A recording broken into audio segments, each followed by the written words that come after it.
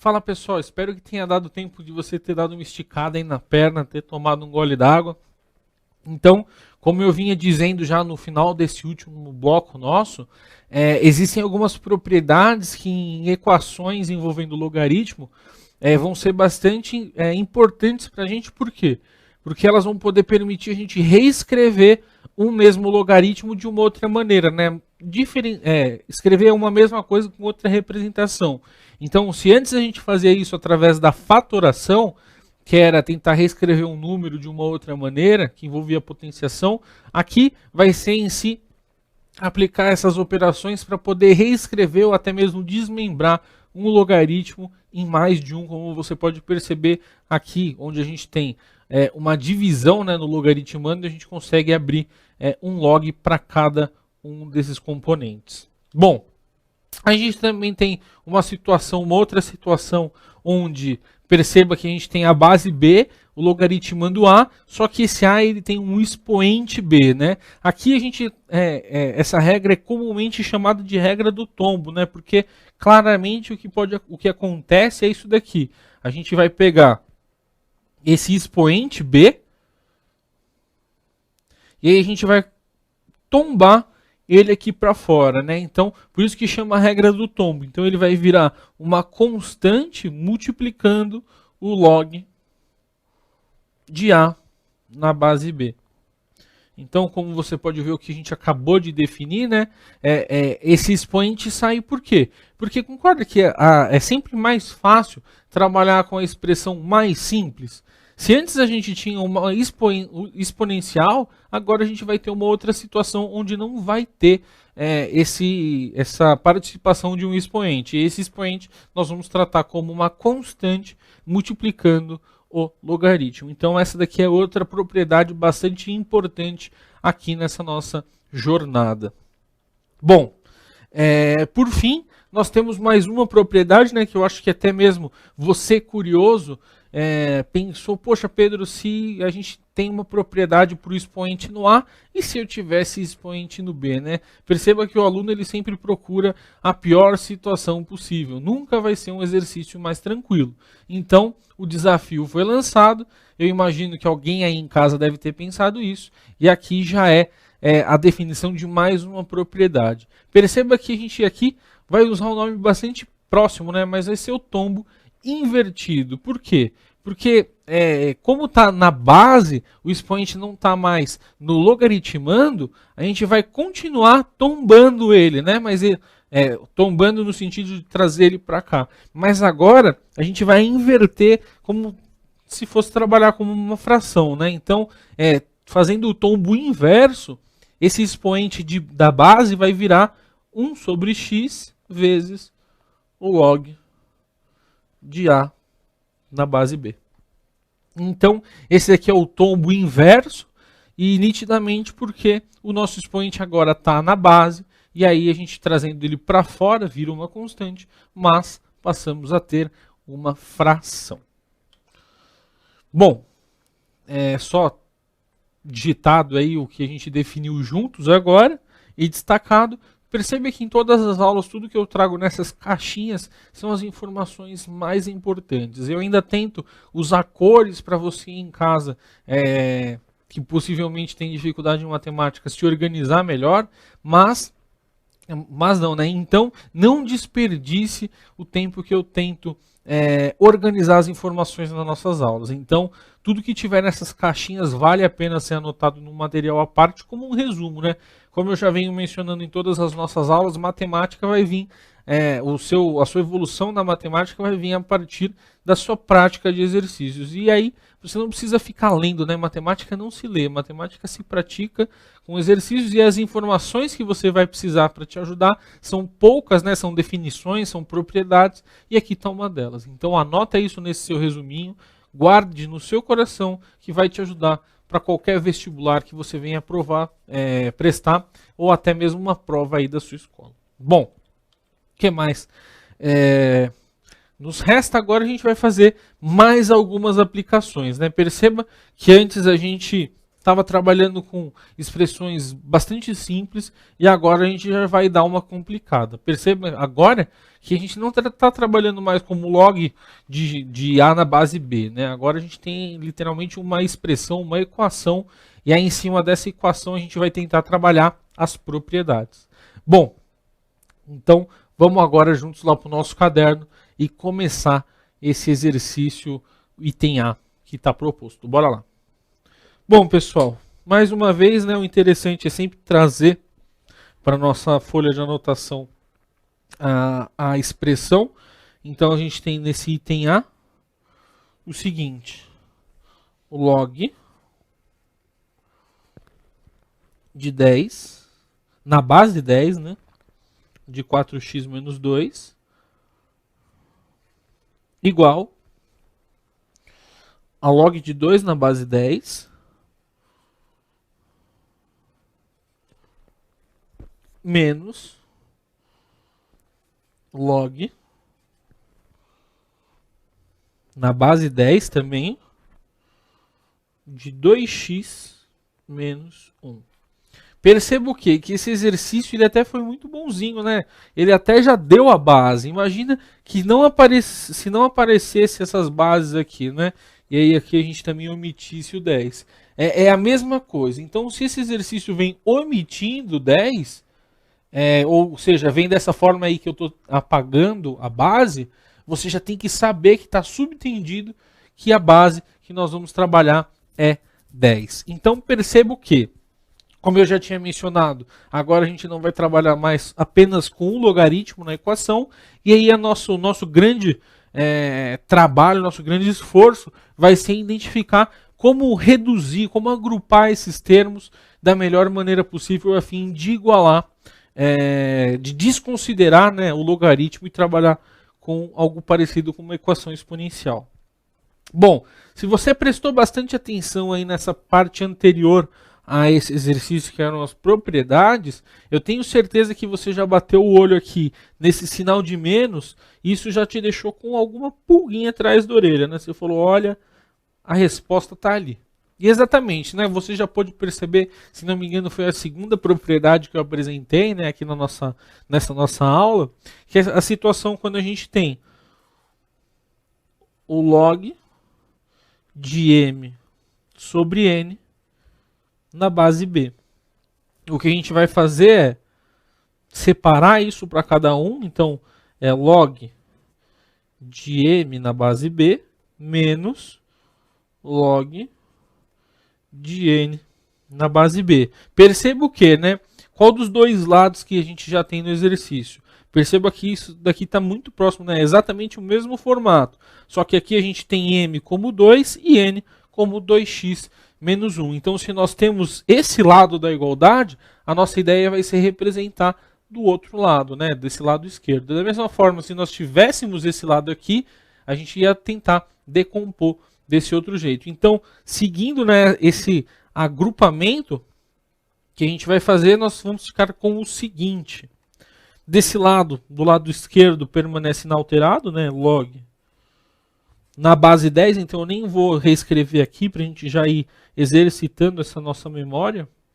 Então 4x menos 2, isso vai ser igual, aí como eu comentei, né, a gente vai agrupar em um log apenas. Então isso vai ser log na base 10, mais uma vez nós omitimos, e aí nós teremos uma fração, né? Se aqui antes era um sinal de menos, vira fração. Se fosse mais, a gente ia poder multiplicar os termos. Então, o m é o 2. Então, 2 vem no numerador e o denominador é o 2x menos 1. Alguma dúvida até aí? Tudo certo, né, pessoal? Vocês podem perceber que não tem nenhuma dificuldade. É bastante simples a gente enxergar as propriedades, desde que você tenha atenção na resolução do exercício. Perceba aqui que como a gente está trabalhando com x, né, até uma coisa que a gente teria que ter feito antes desse primeiro passo seria analisar algumas condições, algumas não, né, a condição de existência. Então eu até vou dar um pause aqui no nosso exercício para a gente analisar a condição de existência junto aqui do lado. Eu sempre abrevio condição de existência dessa maneira. E aí aqui nós vamos juntos analisar, né? Então perceba que a base, todas as bases respeitam aquela regra que era que elas tinham que ser maiores que 0 e diferentes de 1, né? Todo mundo é 10. Então ali eu nem vou me preocupar. Eu vou me preocupar, e aí onde é que você vai ter que focar a sua atenção é sempre nesses termos que tem x, né? Porque como você já sabe, o nosso intuito sempre é encontrar o valor de x. Então vão ser nesses casos que nós temos que fixar nossa atenção para a condição de existência. Então, ó, vamos perceber aqui que 4x menos 2 é logaritmando. E aí a gente já tinha combinado o quê? Que logaritmando tinha que ser maior que 0. Então, 4x tem que ser maior que 2. Portanto, x vai ter que ser maior que 2 sobre 4. 2 sobre 4 a gente pode simplificar, né? Bastante básica essa conta, que vai dar meio. Então, ó, só retomando, aqui a gente começou a fazer o exercício, mas é muito mais interessante o quê? A gente começar identificando a condição de existência do nosso exercício, que vai ser aquela parte que eu falei que ia ser bastante importante na parte de teoria, né? E aí, se a gente verificou para esse logaritmando, ainda falta verificar para o 2x menos 1. Logaritmando, a gente sabe que a única condição é ele ser positivo, ou seja, maior que 0. E aí basta isolar o x, né? 2x maior que 1. Coincidentemente, nós temos que x vai ter que ser maior que meio. Então, a partir dessas informações, nós retomamos o nosso exercício observando sempre o quê? Que o resultado que a gente obtiver para x aqui vai ter que respeitar essas condições de existência, que são, você pode perceber, foram iguais, né? Onde o x que a gente encontrar, ele obrigatoriamente vai ter que ser maior que meio. Então, ó, vamos voltar aqui retomando para essa parte que está escrita em vermelho. Perceba que agora a gente tem um log de um lado e o log do outro. Então, o que a gente pode fazer, né? Lembrando só que isso daqui está na mesma base 10, base 10. Agora chega a hora da felicidade. É a hora de desconsiderar o log. Então, se antes a gente desconsiderava a mesma base, agora a gente desconsidera quando a gente está trabalhando com log igual, né? Então, dos dois lados, a gente estava trabalhando com log na base 10. E aí, nós igualamos os logaritmandos. Então, vai ficar 4x menos 2. Isso tem que ser igual a 2 sobre 2x menos 1.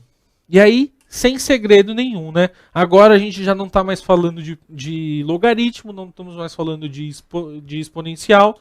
Agora a gente está falando de uma função de primeiro grau, né? E o que você vai ver aqui que o máximo vai poder acontecer é a gente chegar a trabalhar com uma função de segundo grau. Aqui, né, para desenvolver, basta multiplicar em cruz. Então, só lembrando que isso daqui é a mesma coisa que dividir por 1, né? Para fazer sentido aí dizer multiplicar por em cruz. Isso vai dar para a gente o quê? 4x menos 2 vezes 2x menos 1. Isso vai ser igual a 2 vezes 1. Desse lado, do lado direito já está fácil, né? Dá 2. Do lado esquerdo a gente vai ter que desenvolver a distributiva, né? Então vai ter que fazer 4x vezes 2x e depois 4x vezes menos 1. E aí, por fim, o menos 2 vezes 2x menos 2 vezes menos 1. Vamos fazer essa distributiva juntos, então, ó. 4x vezes 2x, isso dá 8x ao quadrado. 4x menos 1 dá menos 4x. Menos 2x vezes 2x, isso dá menos 4x. Menos 2x menos 1, menos com menos dá mais, isso dá mais 2. Beleza? Então aqui, ó, para igualar a zero, né, chegamos na equação do segundo grau, expoente 2. Para igualar a zero, basta passar o 2 para cá, né? Se você já ficou esperto, Esse 2 vai vir para cá negativo, mais 2 menos 2, simplifica, né? E aí a gente vai ficar com 8x ao quadrado, menos 4x dá menos 8x, isso é igual a zero. E aí é aquela história, né? Nós estamos acumulando conhecimento. Então, você, para fazer uma equação de logaritmo, tem que estar esperando qualquer coisa, como, por exemplo, resolver uma equação do segundo grau. O bom, nesse caso, é que a gente está trabalhando com uma equação do segundo grau incompleta. Incompleta, nós podemos fazer o quê? Outra palavra que eu gostaria que você levasse na alma, né? Que é colocar o que for possível em evidência. Perceba que a gente poderia decompor esse 8x ao quadrado como 8x vezes x menos 8x. E aí, se você estava esperto, você já viu o termo que se repete, né? Que é justamente o 8x. Então, 8x a gente consegue colocar para o lado de fora, e aí ele fica em evidência, né? Ele se repetiu aqui e aqui, então a gente põe ele em evidência. E aí, dentro desse outro parênteses, nós vamos colocar o que sobrou no parênteses de cima, né? Então, aqui sobrou o x. E aqui, como não sobrou nada, mas ele precisa aparecer, é o 1, né? O elemento neutro da multiplicação. A gente desenvolver a distributiva aqui, 8x vezes menos 1, dá menos 8x, que era o que a gente queria. Isso é igual a zero. E aí você já percebeu o quê? Que nós temos duas soluções possíveis, né? Lembrando que a gente está trabalhando com uma equação do segundo grau, sempre vai ter duas raízes. Então é x1 e x2. E aí perceba, né? O x1 a gente vai, é como se a gente tampasse aqui o parênteses e olhasse só para o que resta, que ia ser 8x igual a zero. Do 8x igual a zero, a gente tira que x é igual a zero. E aí, tampando o 8x e agora olhando só para o parênteses, a gente tem x menos 1 igual a zero. Passando esse menos 1 para o lado de lá, nós chegamos à conclusão que x é igual a 1. Perceba agora que o quê? Ainda não acabou o nosso exercício, né? A gente chegou às duas respostas, mas como eu tinha comentado antes, para isso que existem as condições de existência. Perceba que os valores de x que são aceitáveis para a gente, que a partir das nossas condições de existência, são os valores de x maior que meio. Aí agora a gente vai lá conferir, né, os valores que nós encontramos. O valor de x1 é zero, então é menor que meio, ou seja, essa resposta não vale, né, não é solução, não vale, não vale como solução porque x é maior, tem que ser maior que meio, né? E aí aqui perceba que o x igual a 1, ele é maior que meio, né? Então 1 é maior que meio, essa é a resposta do nosso exercício. Vamos retomar aqui para o nosso slide.